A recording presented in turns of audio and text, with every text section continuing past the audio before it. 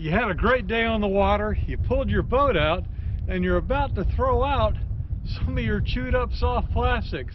But I've got a suggestion that'll give them a second life.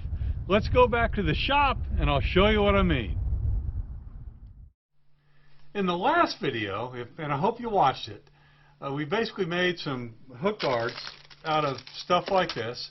And the bottom line is, when you compare it to the Bass Pro hook guards, all we really need is a flexible tube of, plastic kind of stuff. So why not use scented lures? Cut them up. You probably got a ton of them that are starting to get a little bit old and worn out. So let's take one of them and do the same thing with it.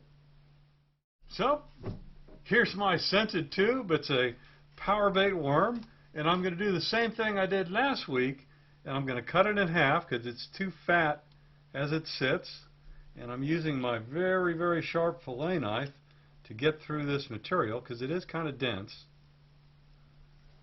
Then once I've cut it in half, I take a look at the width, and I'm going to trim it down just a little bit to get it to be weed guard or hook guard size. Okay? Now, also last week, I discovered that for the hooks I use, a 1-inch section of this is what I need. So I'll put this on my ruler, cut off an inch to be able to show you. And now it's the same process.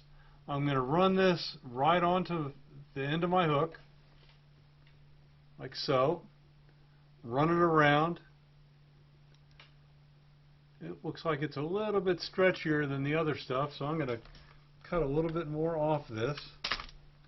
And now I put that into the top end of the hook, and voila, I've got a weed guard. And it's full of great power bait scent, or gulp, or whatever. Well, you don't want to use gulp because you got to keep that wet. So power bait or some other scent is probably the best way to go. And you can see that's going to work just fine. And when the fish bites, it's just going to pop right off, and you're going to be able to get him. So, what do you think of that?